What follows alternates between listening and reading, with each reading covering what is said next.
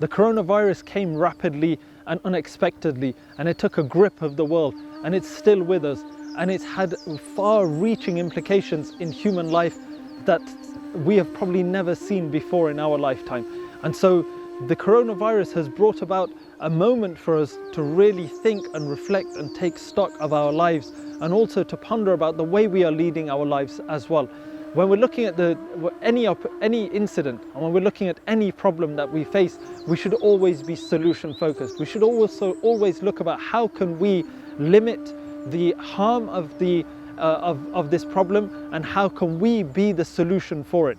And one of the ways that we can do that, first and foremost, is to adhere to those rules of protection that have been stipulated, ensuring that we are not putting ourselves and others at risk, ensuring that we maintain a high level of hygiene. And this is one of the principles of Islam. The Prophet ﷺ tells us that at-tuhuru shatrul iman, that hygiene and cleanliness is an aspect of belief itself. And we know that all of our acts of worship require us to be in a state of purity and in a state of cleanliness. And so we ensure that we are maintaining those aspects of preventing the further spread of this disease. Secondly, it's to ensure that we do not become individuals who are gripped with fear and anxiety and do not move and do anything.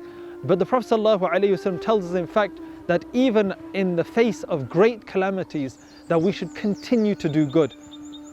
Prophet ﷺ tells us that if the final hour comes upon you and you are planting a tree, then carry on planting a tree. We should not allow anything to stop us from doing the good work that we are doing. And there is still much good that can be done. There has been a great shift onto the online platforms and technology and the digital means, which are now being used to do a lot of good. There are lots of courses online to learn about Islam and to partake in religious gatherings.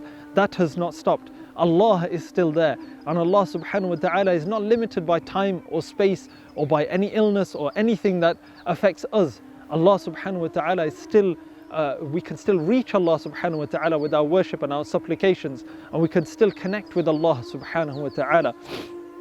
The key question from this is, what lesson have we learnt? What are we going to take away when this illness and this virus departs from us? And we pray that that happens very soon. And one of the things is that we make sure after this virus that we are swift. In fact, from now, we are swift in doing good deeds. I've spoken to many people and they said, I was planning on going on Hajj.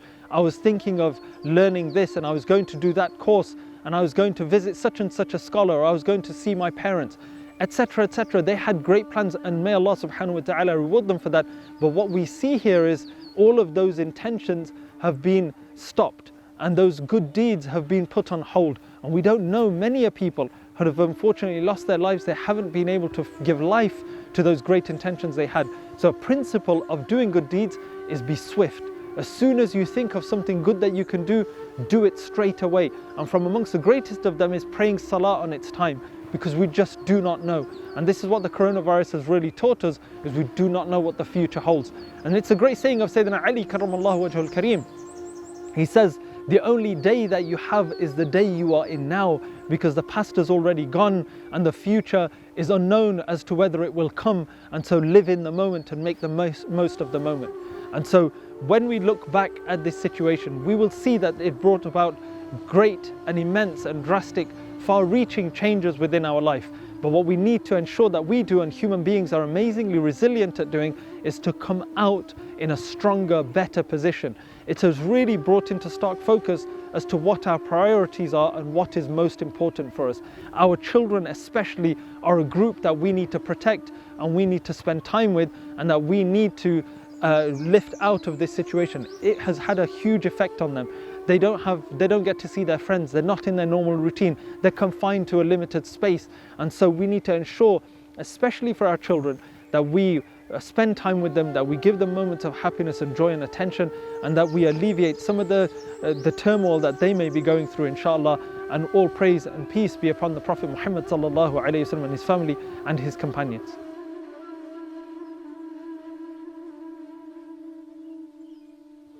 Jazakumullah khair for watching another episode of Ramadan Reflections. Please like, share and subscribe using the social media links below.